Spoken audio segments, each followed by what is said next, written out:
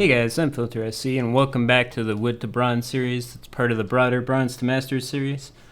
This time we're taking a look at Protoss and we're just going to do a real basic, nice and simple to execute build order that you can start using against the computer, as well as you can use against your friends and all that stuff when you play the game. So we're going to go into the custom maps and we're just going to switch it up and make sure we pick Blizzard maps, and we're going to pick Coda. We're going to create game. I'm not using the built-in versus AI mode, and the only reason I'm not doing that is because I want to make the computer a little bit harder than it defaults. So we're going to set it to very hard. We're going to make sure we pick our race as Protoss. You can pick whatever color you want, doesn't really matter. But we're going to go ahead and start the game, and we're just going to walk you through a nice, easy, simple opening build order that you can do either against the computer. You can even do it on the ladder if you want. There's some things that'll beat you and all that stuff, but it doesn't really matter too much. And of course, if you want to play with your friends, you can do it with your friends, and just get started playing the game. Because it's it's all good learning everything there is to know about StarCraft 2, but if you're not playing the game, it's no fun. So if you notice, the first thing I did is I start a probe and then I hotkey my Nexus, and we're just going to go ahead and queue up our next probe.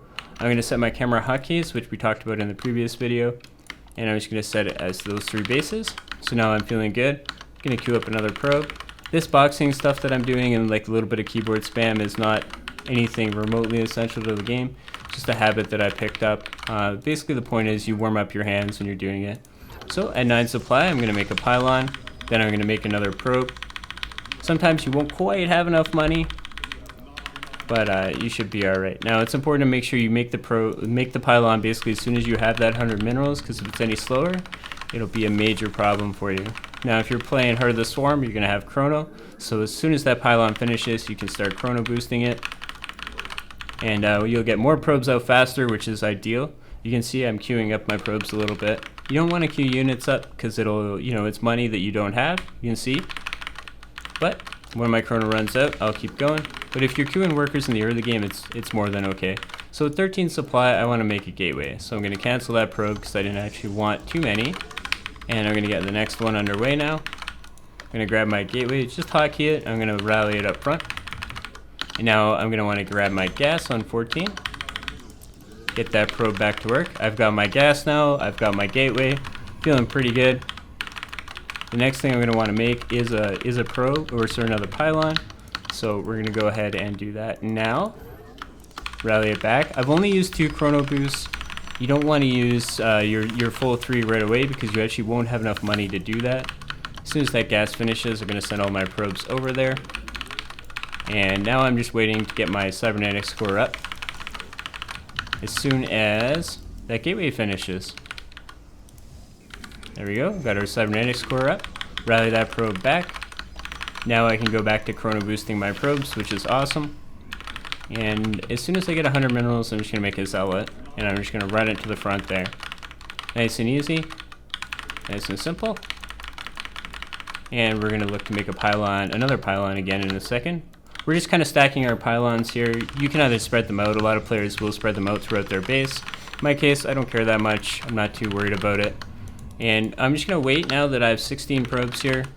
All I'm going to do is wait for this to finish, my cybernetics core, so I can get a mothership core. The best defensive unit you can really get early on in the game.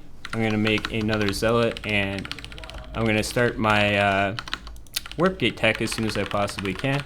Not worrying about chronoing anything too much because I need to get another pylon down, so we're going to go ahead and do that. And you can see we've got a couple of nice zealots on the way. We're going to make a few more probes now. And we've got our mothership core. You can see the Zergs over there. Got our mothership core. We're going to do a cool trick with our mothership core though. We're going to set it over here. We're going to put it on patrol. And there's a reason to put it on patrol. And I'm just starting a stock right now, by the way, guys. The reason you want to put it on patrol, and I can actually chrono that out. The reason you put it on patrol is because mothership core is very low acceleration rate. So if you keep it on the move, you can move it between your bases much faster. And that's actually a really, really important part of the game for Protoss. So now I'm just going to add on 2 more gateways. Again, remembering the reason we're adding on these extra gateways is just so we can have quite a few units early on. But we don't actually need to make anything out of them because we have a mothership core, we've got a stalker, a couple of zealots, we feel pretty good. Now that that base is finished, we're in good shape. And once you have 200 minerals and 100 gas, you can get a robo. And we're going to go ahead and just grab our robo nice and early. So we have 3 gateways and a robo. I've got all my gateways hotkeyed. Feeling pretty good about myself. I'm going to need to add another pylon in, so we're going to go ahead and do that. And if you notice, I'm still making probes, but I'm not chrono boosting them. I'm going to spend my chrono over here. I don't want 900,000 probes at this point in time, so I'm not overly concerned about chrono boosting a whole bunch of them out. Okay, we've got our gateways. As soon as warp gate finishes, we're going to start warping in some sentries. And we're just continuing to make probes. We can chrono boost this again just to get it out a little bit faster. There we go. Now we can turn all of our gateways into warp gates, which is amazing. That's what we want, right? Finally, we're just going to make an observer. And we're going to chrono boost that so it comes with our army. And then we can warp in a couple sentries and a zealot.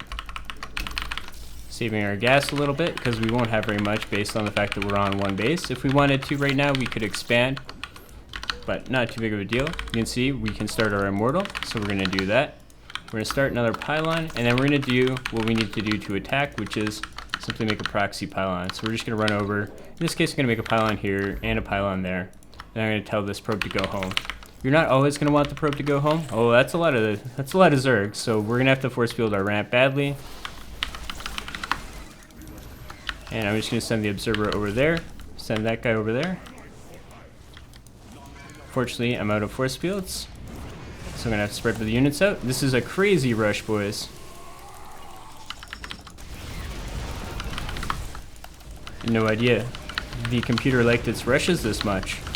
Now, if my force fields were a little better, I would have lost less units here. But that's okay. Sweet Jesus, the computer's aggressive, boys. Alright, so now I can spend my money. I'm just going to warp in some stalkers. And we're going to go move across the map.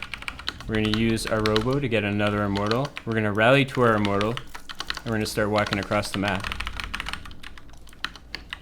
Now we've used our mothership core for photon overcharge. If you notice, when all those banelings were coming up my ramp, I missed my first force field, which is really bad.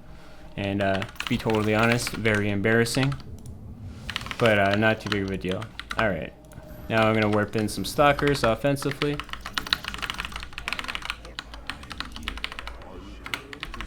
Grab everything but the mothership core. And we're going to go try to attack the Zerg here. Now we want to get our stalkers at the back here. Yeah, the Zerg's still on one base, guys. So we got one base Zerged by the computer. That bastard. Now as this fight starts happening, I can just put the observer there. I can A-move pretty much everything.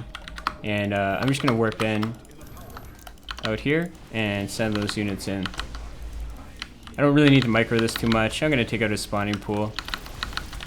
The immortal is kind of my key unit, so we're going to make some more immortals. We're just going to focus on really spending our gas. I don't need two. We're going to go back to these pylons because we should be able to warp in soon. Kill that. There we go. Warp in another stalker. Another pair there. We're going to attack. Now, if I hit my force field, this is what I was talking about, where Protoss really does rely quite heavily on their force fields. The biggest thing is, well, I did lose quite a few units there. I didn't really take any economic damage, so it doesn't matter too much. And we're able to come out with the win, boys. Very aggressive attack from the computer, though. It's actually pretty impressive. But we're more than okay. You can see we managed to keep our economy up. We've got lots of workers and all that stuff. We didn't really lose anything important.